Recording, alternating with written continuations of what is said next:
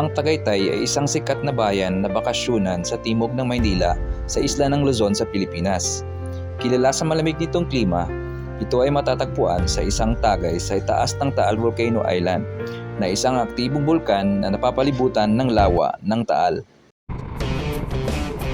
Sa biyaheng ito ay maglalakbay tayo mula Maynila hanggang Tagaytay gamit ang Honda ADV 160. Tara, samahan niyo ako sa aking adventure.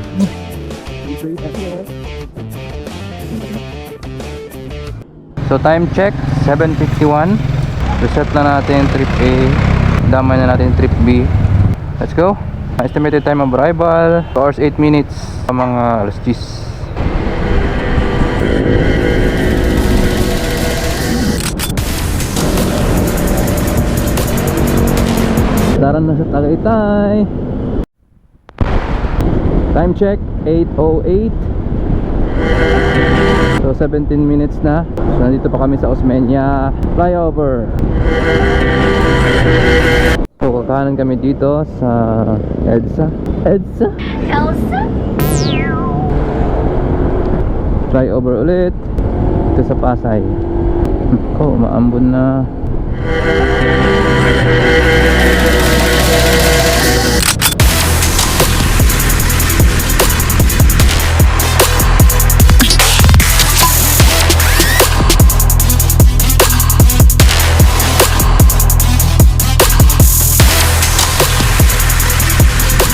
Ito, naalala mo to, dumaan tayo dito tapos sobrang traffic. Sana kung umulan man hindi malakas, no. SM City Sukat na. Dito na kami sa SM City Sukat.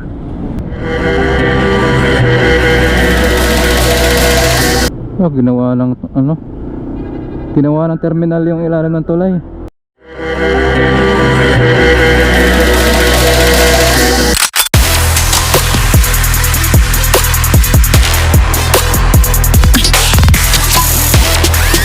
Actually, meron nga yung ruta na Alfonso daw mas mabilis, pero ayaw ituro ni Waze. Siguro kung galing tayong Cavite, pwede tayong dumaan doon. Galing tayong Gentry, nung lugar na Bata Paranaque. Ang ganda dito, daming puno, oh. Come to Imos, Cavite.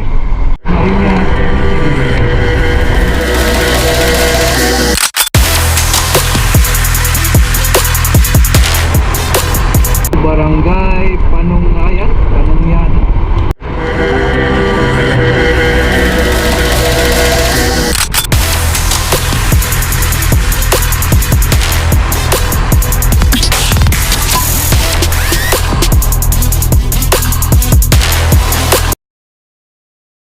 South Victoria. 21 minutes to go. 30 kilometers away. Let's go. Wala parang hangin din eh.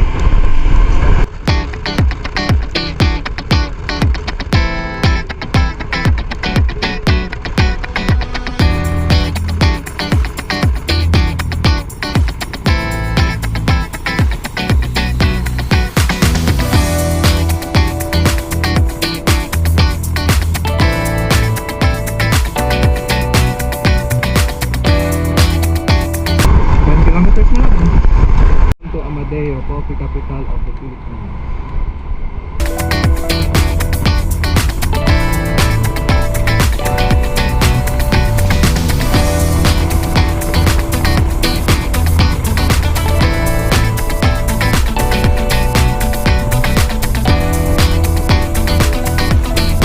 Tagaytay, rest na kami sa South Victoria. Lamig! Nakakay naka-aircon.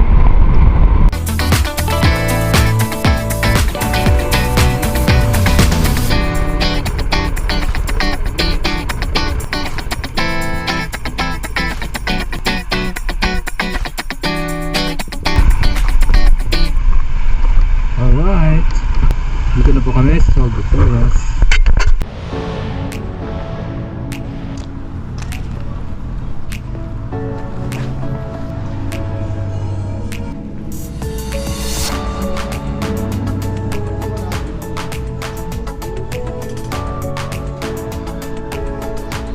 Look at that view.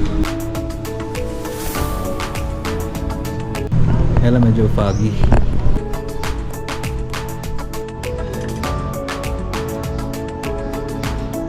Bulalo. Chicken fillet. Fingers. So kanina naka 68.3 kilometers tayo. Ating average is 38.0 kilometers per liter. So 68.3 papunta dito.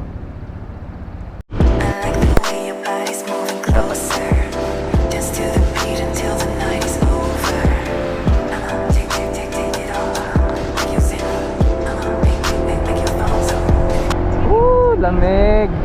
Masarap ng hangin. Sarap ng hangin, bye.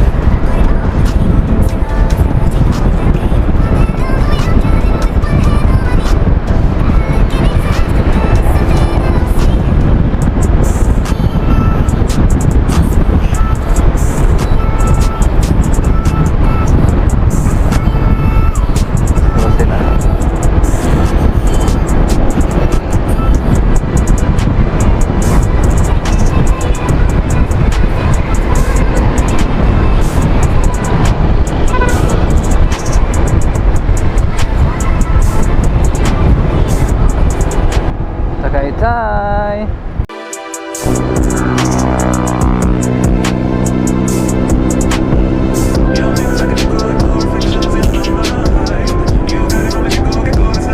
Ayan o, crosswinds.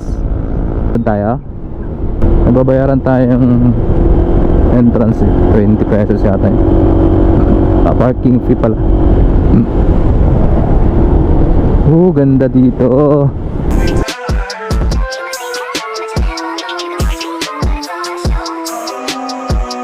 Kayang-kaya.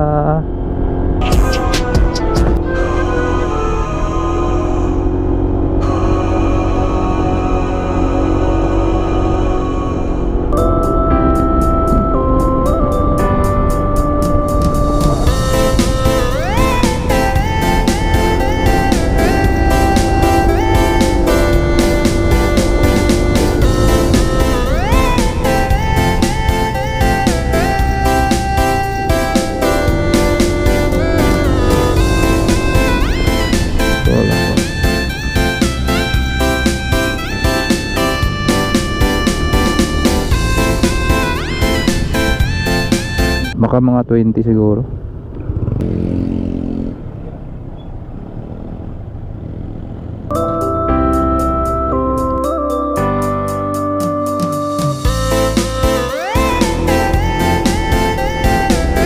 ₱20. Malayo pa niyan ah.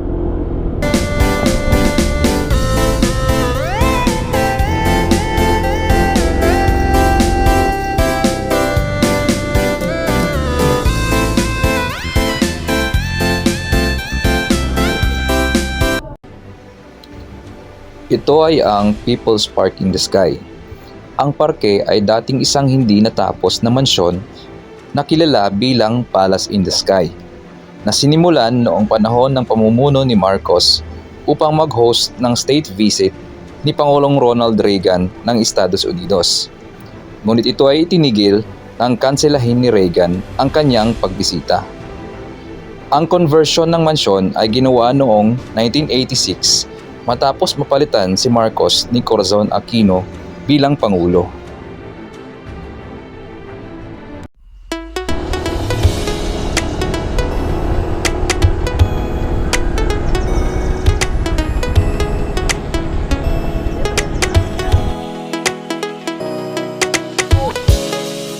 Hindi yata tayo makakapasok doon sa gate ng crosswinds. Kaya dito tayo dadaan.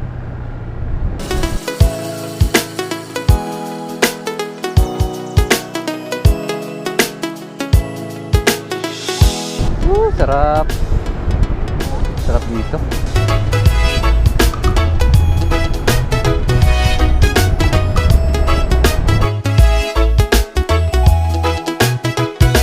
Sarap dito, alit ang daan pero sementado na, no?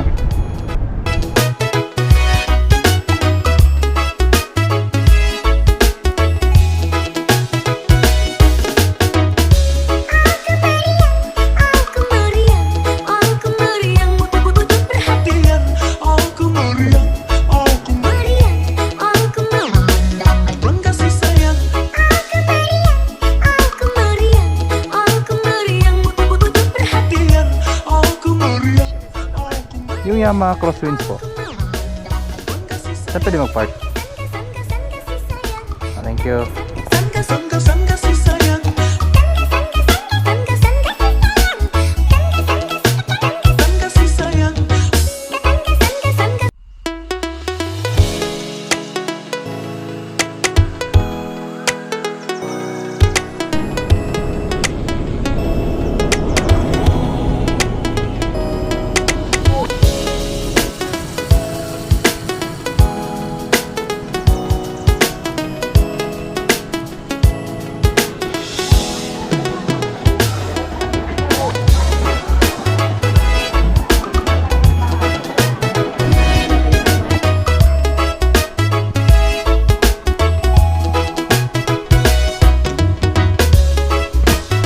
Bumili lang kami dito ng Yema cake sa the originals Tortillas Yema cake.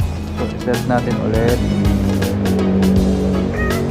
Naka 33 kilometers tayo dito lang sa Tagaytay City. So reset natin ulit. Yan. So tingnan natin yung pabalik. Let's go.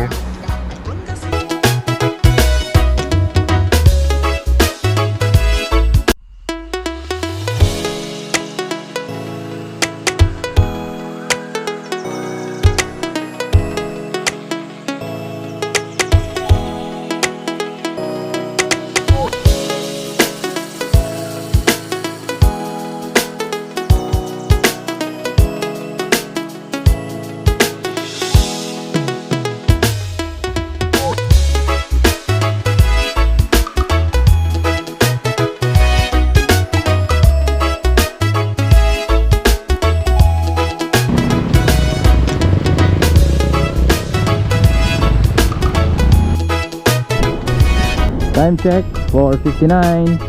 Nasa Dasmariñas pa rin tayo.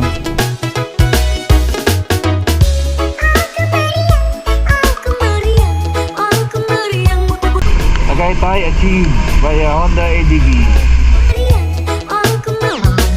Sangga si sayang. Butuh perhatian. Aku meriang. Sangga si sayang. So, pauwi, nagbiyahe tayo ng 65.5 kilometers with average fuel consumption of 40.8 kilometers per liter. Sa kabuuan, mag-travel tayo ng 166.9 kilometers. Meron na tayong 1,092 kilometer.